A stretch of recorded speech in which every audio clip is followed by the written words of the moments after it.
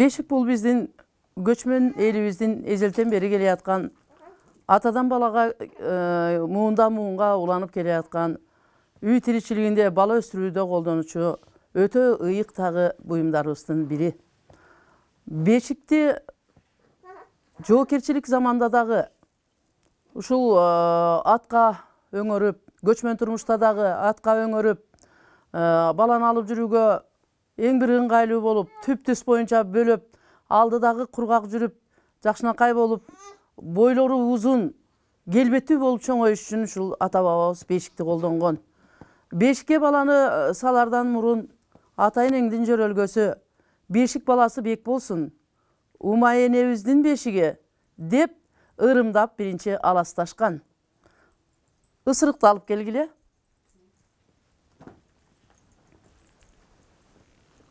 Алас алас алас, ар баледен калас, ынс-чынс чыгып кетсин, бешик баласы бек болсун, умай эне уйку бер, жакшынакай бир ырыс кешиктүү бала болуп, элибизге, журтубузга кереги тийген, атанын даңкын чыгарган уул болсун деп ырымыбыз менен биринчи аластап алабыз.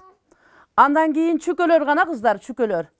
Мына ушул балабыз илгертен кыргыз эли малдуу жандуу болуп, чүкөлөрү көп болуп, койлор союлуп, ушу бардары болуп, жакшы чоңоюш үчүн ушул бешикке ырымдап чүкөнү биринчи баладан мурун салып, анан кийин буну күлтүккө түшүрүп, казына деп койчубуз анда. Оң болсун деп бешикти көтөрүп, дагы бир жакшына ырымдашкан. Ушундай бир чүкөлөрдү көтөрүп, уулубуз келечеги кең болуп чоңойсун деген жакшынакай ырыс кешиктерди айткан. Анан ушул чүкөнү кийин чоңойгондо ойнойт деп, ушул өзүнүн жакшынакай баштыкчасына салып коюп койгонбуз. Түшөт, түшсүн, ооба. Оңбу? Оң. Эми баланы салардан мурда дагы бир жакшынакай ырым-жырымыбыз болгон. Балта гана кыздар, балта. Мына ушу балтаны салып бешикке койсоңуз ушуну, апа. Бешикке койгонубуз, балтага койгонубуз себебибиз кадыр барктуу болуп балабыз. Балтадай курч болуп, эли журтуна алымдуу болуп, сүрдүү жигиттерден болуп, Алымбек таткадай, Манас атабыздай болуп, жакшына чоңойсун деп, Курманбек баатырдай болуп, өссүн деп ушул сүрдүү бала болуп, балтадай курч болсун дегенибиз.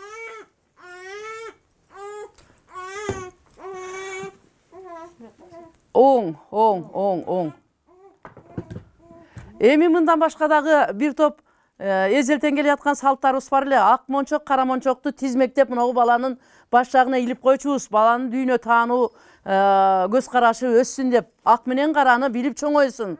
Бул жашоодо ак да бар, кара да бар, күн бар дагы, түн бар. Ошон үчүн ак мончок менен кара мончок дайыма бул жерге илинген. Бүгүн эми шартка байланыштуу агы арасында болбой калды. Мына ушул жерге илинип жүргөн. Андан башка дагы баланын жаткан жерине мына бул жерге коңгуроочо илип жүргөн. Коңгуроочо илгери энеси иштеп, эшиктеги кызматтарын кылып жүргөн, азыркы келиндерге окшоп баланы кучактап алып отуруп калган эмес. Бала чукуранып өзү ойгонгон мезгилде ушул жердеги коңгуроочодон үн чыкканда эшиктен энеси жүгүрүп кирип боз үйгө. Балам ойгонуп калган тура, чукуранып ыйлаганы жатат деп келип, эмизип баланын курсагын тойгузуп кетчү. Ошол коңгуроочо дагы бул жерге илинчү эле. Андан кийин бул баланы дагы орок койчубуз, түшүм мол болсун, дыйкан болсун балабыз, элди жерди баксын, элди журтту баксын деген жакшы ырымдар менен аларды коюп жүргөнбүз. Эми азыркы жаштар заманбап эле бешикке бөлөбөй эле чоңойтуп атышат, коляска деген неме менен, бирок азыр бешик кайрадан колго алынып, мондай нарктуу жасалган бешиктер бардык жерде эмес, колунан көөрү төгүлгөн, нарктуу бир айымдар тарабынан жасалгаланып, усталар тарабынан ушундай жакшына бешиктер жасалып атат. Андыктан азыр мына баланы бөлөө ырымын өткөргөн жатабыз. Бисмиллахиррахманиррахим деп жаңы төрөлгөн баланы мына 40 ичинде. Ата энесиге мээримдүү болсун, эстүү акылдуу болсун. Бул келечекте бир чоң элдин керегине яраган жигиттерден. Бисмиллахиррахманиррахим. Бешик баласы бек болсун. Умай эне уйку бер. Бешик баласы бек болсун. Баланы бөлөп аткан мезгилде буту колун түз тартып, колдору түз, алды kurgak bolup, ыңгайлуу болуп, энесине дагы кандайдыр бир мээримдүү болуп чоңойсун үчүн ушундай бир бешиктерге бөлөп, анан ден соолугуна жакшы карашканда эзелтен элдерибиз. Ой, бала экен да. Бул балабыз Асылбек бала. Аты да Жакшынакай бала болду.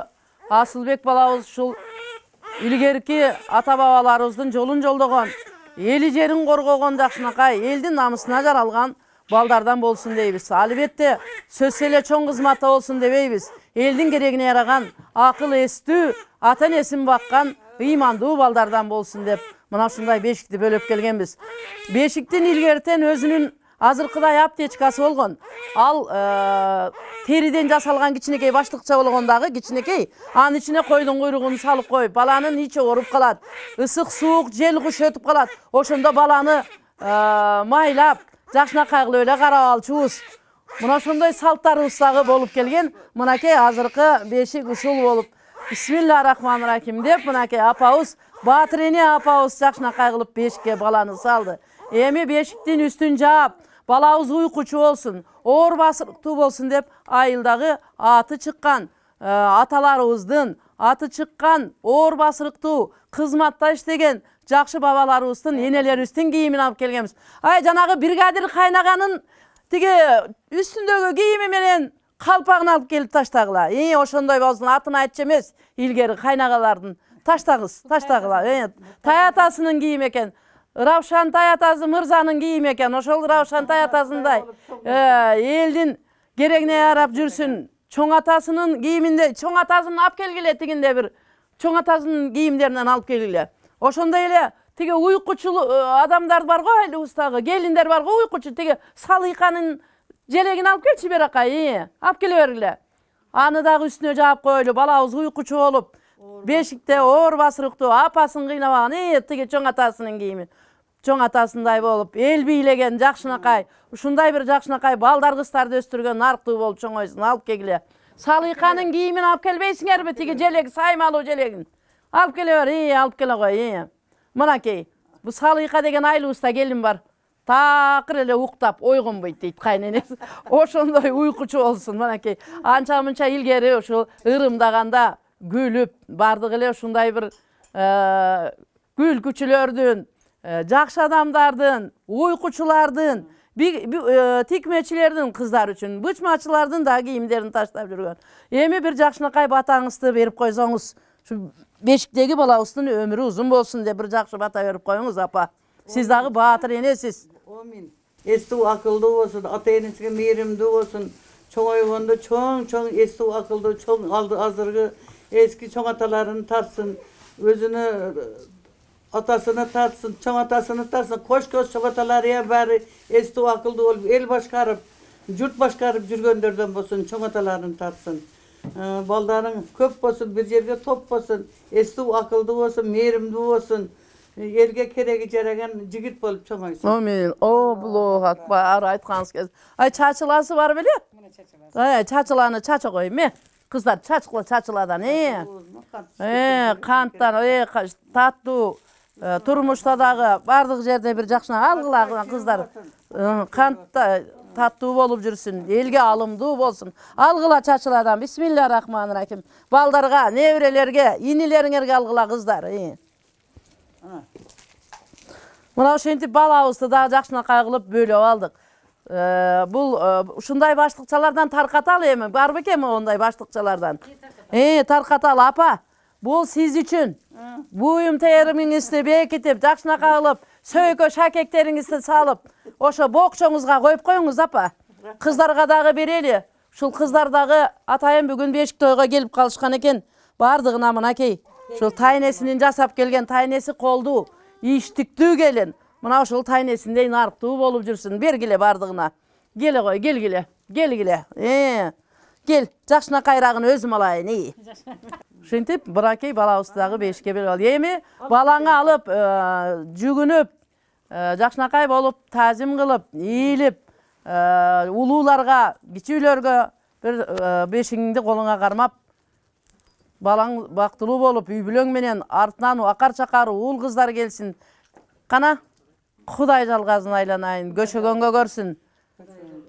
Құдай жалғасын, өзүңөрдөн көбөйгүлө, ери шаркак болуп, көп балдарды, кыздарды төрөп өстүрүп, чоңойтуп, ошолордун татыктуу ата энеси болгула.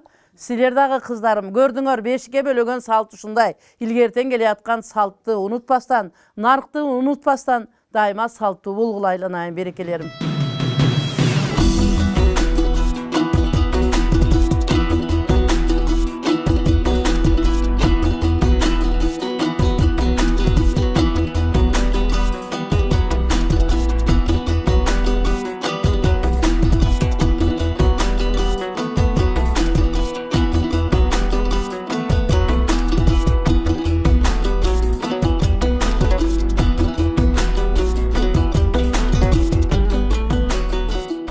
Эки миң 16 жылы биздин Жалал Абад областы боюнча ыйгарым укуктуу өкүлчүлүктүн буйругу келип, ошол жерде бизге Жалал Абад шаарына бардык район шаарларга бөлүнүп, биздин тагдырыбызга ушул баланы бешикке бөлөө салты келип түшкөн. Мына ушул салтты аткарууда биз шаардык мэрия, шаардык кеңеш, шаардагы бардык жетекчилер биригип, ири отуруп түз кеңешип, ушул каны ушул бешикти жол жоозун, баланы бешикке бөлөөнүн тарыхын жакшы билген эжелерибизди топтодук, энелерибизди топтодук. Анан кийин сценарийин жазып, жакшынакай болуп ушул баланы бешикке бөлөө салтына даярдандык. Ага даярданыш үчүн бизге эң бир Кыргызстандагы жакшынакай жасалган бешиктердин бири керек болуп калды. Ойлонуп отуруп, борборубуздагы ушул шаардын борборундагы Наркан Шарапова деген жакшы бир уус чебер, өзү этнодизайнер борборун ачкан, студенттерди, жаштарды ушул илгерки муунда тикмечиликке, илгерки нукура, баалуу буюмдарды даярдоого үйрөтүп аткан Нарканга кайрылып калдык. Наркан эч жок дебестен макул деп болгон бешиктердин бардыгын жасап, ушул жерден аттанып, тондонуп, артынып, теге көлгө бардык. Көл кылаасы, садагасы кетейин, кандай бир миңдеген кылкылдаган боз үйлөр тигилип, ал жерде биз Жалал Абад шаарындагы Таатынакай боз үй алып барганбыз. Ошол жерде Наркан Шарапованын буюмдарын коюп, андан сырткарыдагы Жалал Абадтагы музейдеги бардык эски буюмдарды алып бардык. Нукуралуулукту чыгаралы дедик. Барып алып анан ошо баланы бешикке бөлөдүк. Мен айтып аттым салтын. Албетте биз дагы улуулардан үйрөнгөнбүз, апалардан үйрөнгөнбүз. Азыр деген интернет бар. Интернеттерден карадым. Ошо жакшылап анан кийин мен бешикке бөлөө боюнча шарттарын айтып олтурдум. Баатыр энелер бөлөштү. Анда бир жакшынакай даярданып барган элек. Анан биз ошол жерде бешигибизди коюп алып отурсак, чет өлкөдөн келген канчалаган коноктор келишип алып, биз алардын сөзүн түшүнбөйбүз. Албетте котормочулар айтып атышты, ой, бул эмне деген, бул кандай, бул баланын үйүбү, кичинекей домигиби деп күлүшүп, ооба, биз ушул көчмөн турмушта жашаганбыз. Көчмөндөр ушинтип баланы моинтип атка артып албастан, атка ушул бешик төңөргөндө бала түп-түз кеткен. Эч бир кыйналган эмес. Ошол жерден эле баланы эмизип, ошол жерден эле курсагын тойгузуп, ошентип эле бала ат жалында чоңойгон. Бул биздин ата-бабабыздан келе аткан, деги эле Орто Азия элдерине таандык, биздин жакшынакай колдонуп жүргөн баланы чоңойто турган биздин эң нарктуу бешигибиз ушул. Биз бул бешик менен сыймыктанабыз, дүйнө элдерин таң калтырабыз.